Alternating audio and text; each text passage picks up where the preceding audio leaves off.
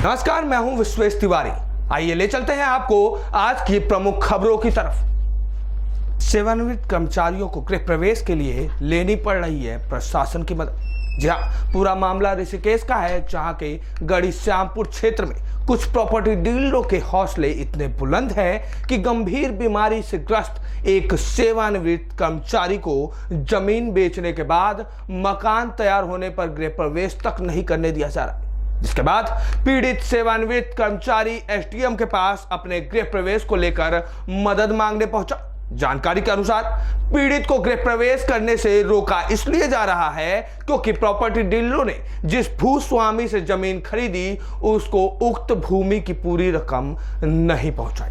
आरोप है कि प्रॉपर्टी डीलरों में सत्ता में बैठी भारतीय जनता पार्टी के कुछ सफेद पोस्ट भी शामिल हैं। शायद यही कारण है कि रजिस्ट्री दाखिला खारिज होने के बावजूद गृह प्रवेश करने से गुंडागर्दी करने पर रोका जा रहा है।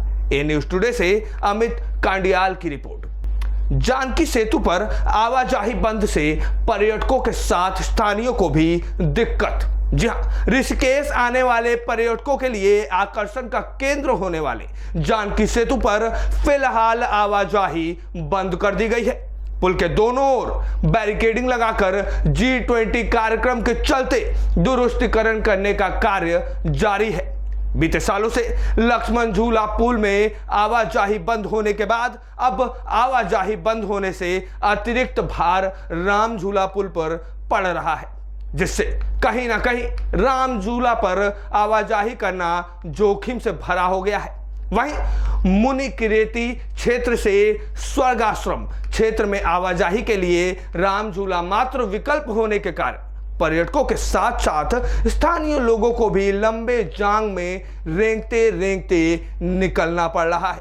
ए न्यूज टुडे से अमित कांडियाल की रिपोर्ट। कि देखो, इस समय G20 का कार्यक्रम चल रहा है, काम भी होना जरूरी है। और सबसे बड़ी दिक्कत क्या है कि इस रोड पे आप देखिए दोनों तरफ दुकानें लगी हुई है, तो यात्री कैसे निकलेगा, ये सबसे बड़ी समस्या है। और ये समस्या है लोकल प्रशासन की वजह से।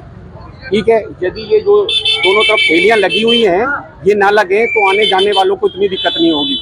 अब जैसे मैं अपने दोस्त के बच्चों को लेके आ रहा हूँ, ठीक है, मैं ही फंस गया जाम में। ये समस्या सबसे पहले तो जो दोनों तरफ ठेलियां लगी हुई हैं इन्हें हटवाना पड़ेगा। समझ सकते हैं, ऑलरेडी पहले वीकेंड पे होता था ट्रैफिक, अब पूरे वीकडेज चल रहा है, यात्रा भी चल रही है जिस तरह से। और जानकी सेतु बंद हो चुका है G20 की वजह से। कंस्ट्रक्शन का काम भी है, ऑन द स्पॉट करना भी होता है, पहले से नहीं होता है। लक्ष्मण झूला का अभी कुछ अता पता नहीं है कि कब तक होगा, क्या होगा। और जिस तरह से ट्रैफिक यहाँ पे बढ़ रहा है, बाहर के लोगों के साथ साथ लोकल लोगों को भी दिक्कत हो रही है। ठीक है, अगर कोई आदमी अगर अपना काम भी करना चाहेगा, नॉर्मल बिजनेस डेज पे ही वर्क करेगा ना, वो अपना उधर का काम कर सकता है ना इधर का काम कर सकता है। तो या तो इसे थोड़ा कम किया जाए, डाइवर्ट किया जाए, थोड़ा सहूलियत हो बाहर के लोगों को भी जो ऋषिकेश का आनंद उठा रहे हैं और जो लोकल लोग यहाँ काम कर रहे हैं। क्योंकि अगर लोकल आदमी अपना काम नहीं करेगा तो जो लोग यहाँ पे मजे लेने के लिए आए हैं, लुत्फ उठा रहे हैं जो यहाँ की सर्विसेज का, वो कर नहीं पाएंगे। एसडीएम को सौंपा ज्ञापन। किसानों की विभिन्न समस्याओं को लेकर आज भारतीय किसान यूनियन वेलफेयर फेडरेशन पदाधिकारियों द्वारा तहसील परिसर में क्षेत्रीय किसानों से वार्ता कर उनकी समस्याएं सुनी।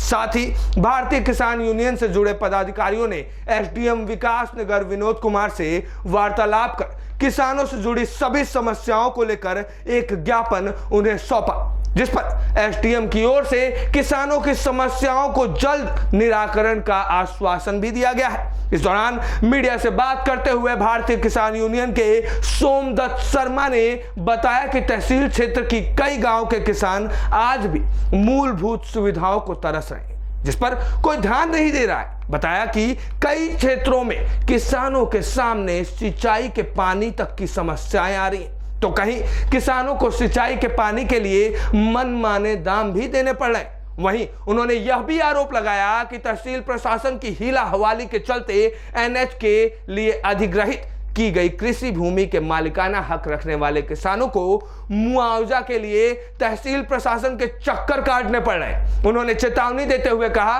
कि अगर जल्द किसानों की समस्याओं का हल न निकला तो उन्हें सड़कों पर उतरकर एक बार फिर आंदोलन करने के लिए बाध्य होना पड़ेगा।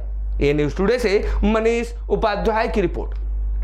स्टॉक कर रखी गई 1600 किलोग्राम प्रतिबंधित सिंगल यूज प्लास्टिक का एक बड़ा जखीरा बरामद।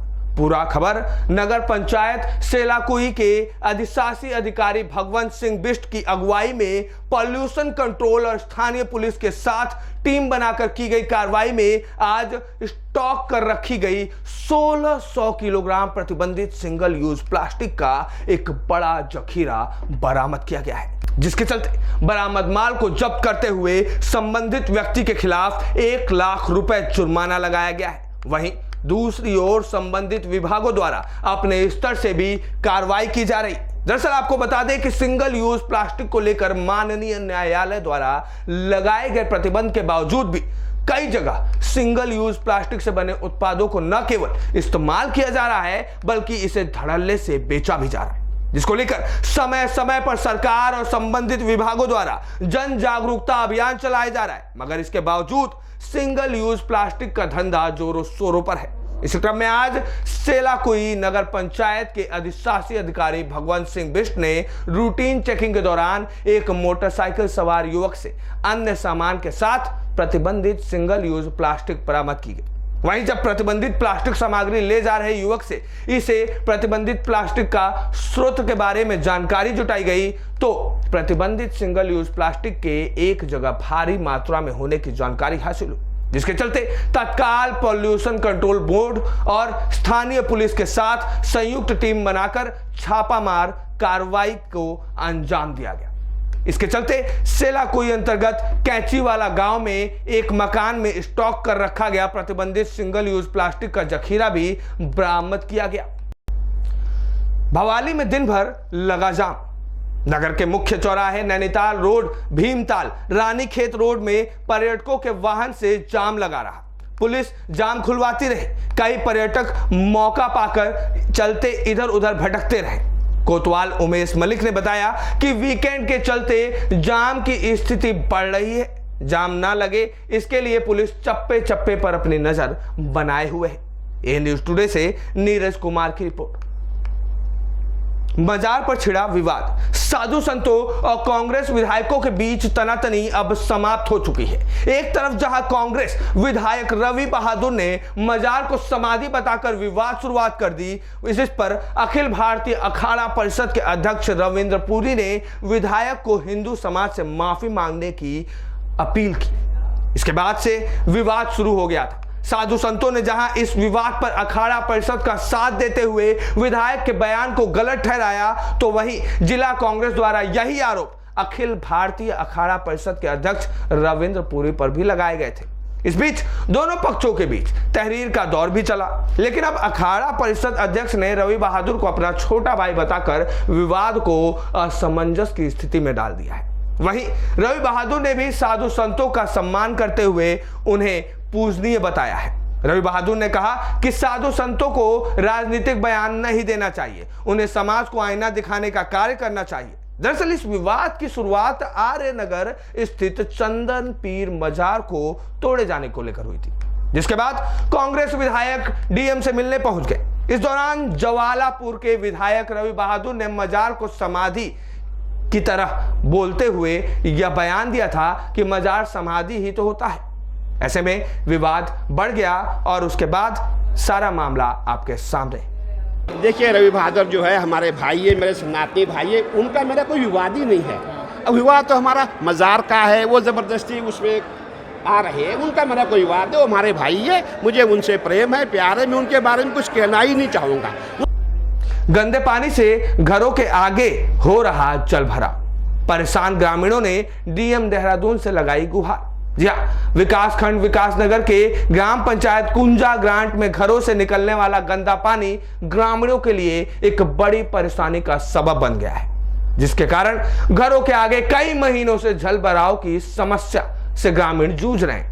वहीं ग्रामीणों का कहना है कि समस्या के समाधान के लिए कई महीने से हर संभव प्रयास किया जा रहा है। हर एक जिम्मेदार का दरवाजा खटखटाया जा रहा है, परंतु हर जगह निराशा ही उन्हें हाथ लग रही है। समस्या का समाधान किसी भी जनप्रतिनिधि व जिम्मेदार से नहीं कराया जा रहा है, जिस कारण मलेरिया, हैजा, डेंगू जैसी बीमारियों का खतरा हर ग्रामीणों पर मंडरा रहा है। अब निराश ग्रामीणों ने मीडिया के माध्यम से डीएम देहरादून से समस्या का समाधान किए जाने की गुहार लगाई है। ए न्यूज़ टुडे से मनीष उपाध्याय की रिपोर्ट। सैनिटोरियम में वेतन को लेकर गरजे स्वास्थ्य कर्मी। कभी एशिया के दूसरे नंबर पर अपनी साख रखने वाले सैनिटोरियम में स्वास्थ्य कर्मियों को वेतन के लाले पड़ गए। शनिवार को चतुर्थ श्रेणी राज्य कर्मचारी संघ ने प्रदर्शन किया। जिलाध्यक्ष गौरी के नेतृत्व में प्रदर्शन कर नारे लगाए गए। कर्मचारियों ने हमारी मांगे पूरी करो, हम कर्मचारी एकता जिंदाबाद के नारे लगाए। एकजुट होकर स्वास्थ्य कर्मियों ने कहा कि प्रमुख अधीक्षक का पद रिक्त चल रहा है, जिससे वेतन नहीं मिल रहा है। अन्य सरकारी काम सुचारू रूप से नहीं चल रहे। कर्मचारियों ने जल्द प्रमुख अधीक्षक की तैनाती की मांग की। जिला अध्यक्ष गौरी ने कहा कि प्रमुख अधीक्षक के नहीं होने से वेतन के साथ कर्मचारियों को छुट्टी तक नहीं मिल पा रही।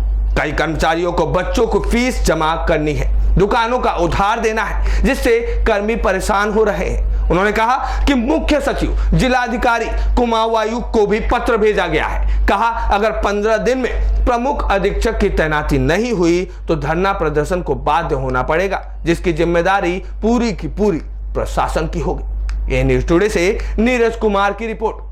चतुर्थ जिला का अध्यक्ष के नाते में सभी कर्मचारियों के सेंट्रम के कि जो इनकी मांगे हैं, ये कभी एक महीने से काफ़ी परेशान हैं हमारे कर्मचारी, क्योंकि यहाँ पे प्रमुख अधीक्षक की नियुक्ति अभी तक नहीं हुई है, जिससे यहाँ पे कर्मचारी को एक महीने का वेतन अभी नहीं मिला है और काफ़ी परेशान हैं कर्मचारी और समस्त कर्मचारी, और छुट्टियाँ नहीं हो पा रही हैं और जो इनकी वित्तीय परेशानियाँ हैं और बिल जो हैं वो यहाँ पे उपस्थित नहीं हो पा रहे हैं। मैं आपके माध्यम से ये कहना चाहूँगा कि हम सभी कर्मचारियों के सेंट्रम के कर्मचारियों की मांगों को देख के ध्यान में रखते हुए जल्दी से जल्दी यहाँ पे प्रमुख अधीक्षक की नियुक्ति कराएं, जिससे यहाँ पे सभी कर्मचारियों को अप्रैल का जो वेतन है वो अभी रुका हुआ है और वो मिल सके।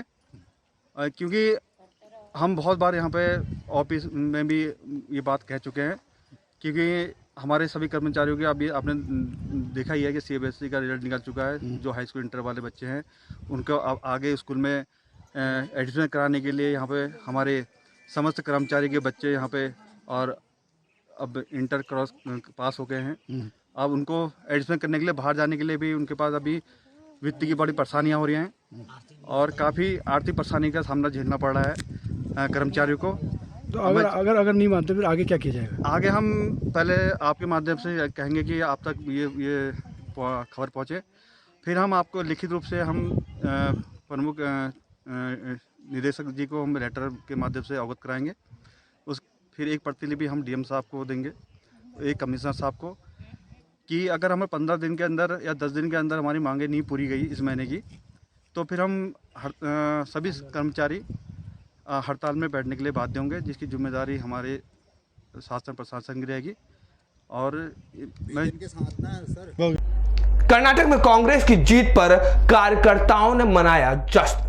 कर्नाटक में हुई कांग्रेस की जीत पर नगर पंचायत सेलाकुई में पार्टी कार्यकर्ताओं ने ढोल बजाकर एक दूसरे का मुंह मिटाकर खुशी मनाई। कांग्रेस जनों ने इस अवसर पर आतिशबाजी भी की। इस अवसर पर पार्टी के कोषाध्यक्ष आर्येंद्र शर्मा ने कहा कि कर्नाटक की जनता का आशीर्वाद पूरे देश में बदलाव की शुरुआत साबित होगा। उन्होंने कहा कर्नाटक की जीत का श्रेय कांग्रेस पार्टी के शीर्ष नेतृत्व खो जाता है और यह तस्वीर बताती है कि किस प्रकार भारतीय जनता पार्टी सरकार द्वारा लोगों पर अत्याचार व जुल्म किए गए तथा भ्रष्टाचार किया गया और कांग्रेस की जीत इन सभी अत्याचारों का एक जवाब है। उन्होंने कहा कांग्रेस किसी एक धर्म की पार्टी नहीं है, बल्कि सभी धर्मों का साथ लेकर चलती है। कर्नाटक में हुई जीत बजरंगबली का आशीर्वाद और सभी धर्मों के साथियों के आशीर्वाद को ही देन है और आगामी चुनाव में कांग्रेस पार्टी भारी बहुमत से जीत हासिल करेगी। ए न्यूज़ टुडे से मनीष उपाध्याय की रिपोर्ट। ऐसे ही प्रमुख खबरों के लिए जुड़े रहिए ए न्यूज़ टुडे के साथ।